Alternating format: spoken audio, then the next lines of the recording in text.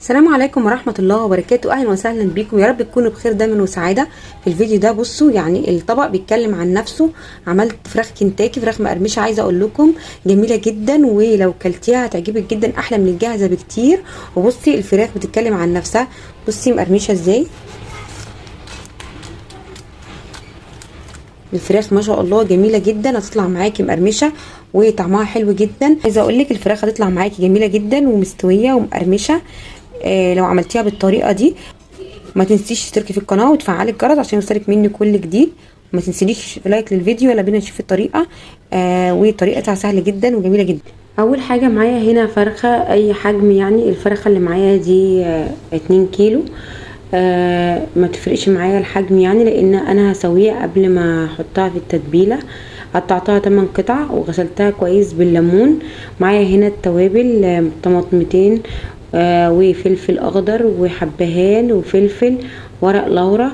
ومعايا هنا شويه ملح وبصله كبيره مقطعاها شرايح بالشكل ده. بعد كده بجيب ميه احطها على النار، ولما تغلي احط فيها الخضار ده، البصل والطماطم وورق اللورا والحبهان والفلفل. احط كل الخضار اللي عندي ده وهسيبه يغلي برضو في المية دي. مش هحط الفراخ الا لما الخضار ياخد غلوتين 3 كده. الخضار بصوا غلي معايا. عايزه اقول لكم الريحه جميله جدا من قبل ما احط الفراخ.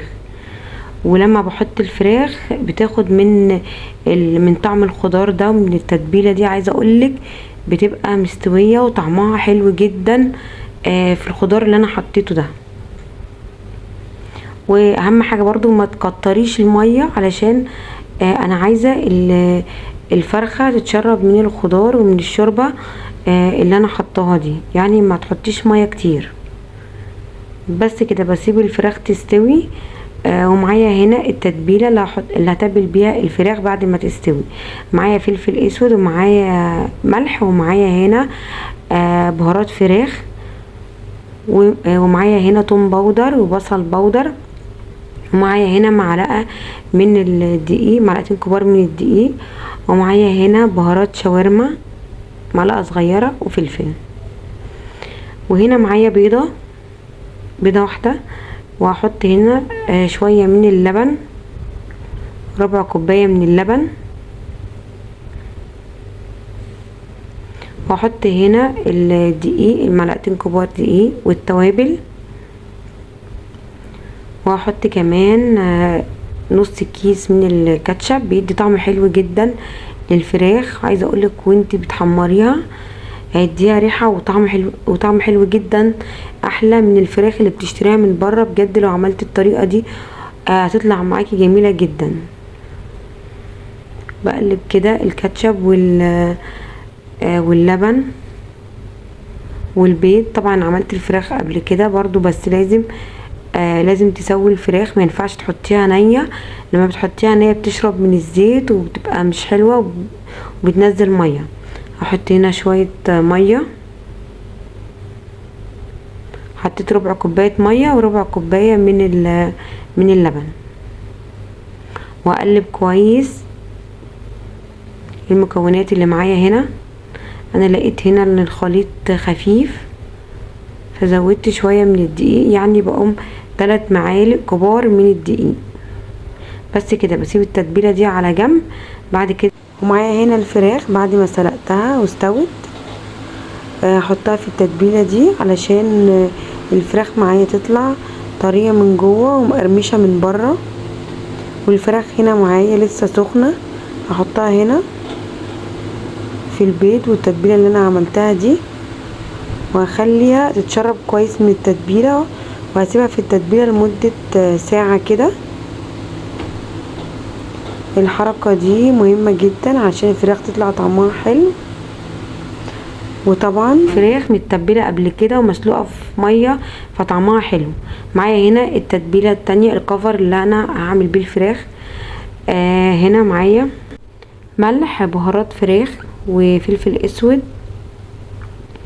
ومعايا هنا معلقه كبيره من النشا، ومعايا هنا 7 بهارات وكيس فيجيتار فيجيتار عادي. لو بتحبي الفراخ حاره حطي فيجيتار حار.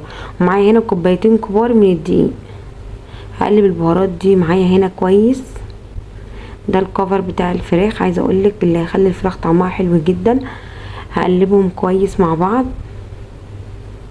علشان لما تيجي تاكلي الفراخ تلاقي ليها طعم حلو جدا في التتبيله من جوه.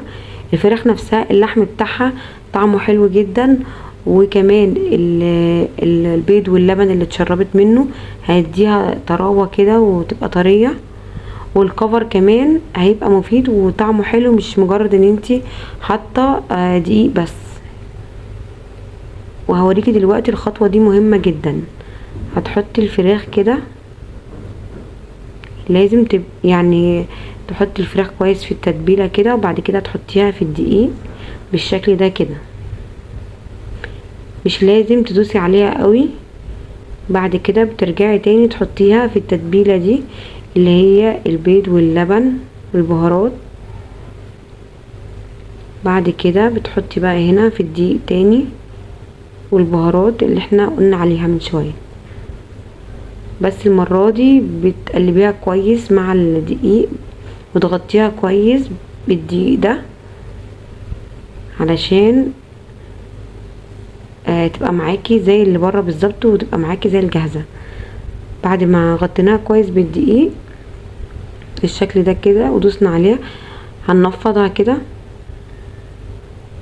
تطلع معايا كده عشان تطلع معاكي زي اللي بتشتريها من بره. بس كده هنعمل معايا الكمية كلها كده. هنحط الاول في الدقيق، هنحطها في التتبيله، وبعد كده تتبيله البيض، بعد كده في الدقيق، ونرجع تاني نحطها في تتبيله البيض، بعد كده في الدقيق عشان تبقى متغطيه كويس معايا بالتتبيله وتطلع معايا مقرمشه.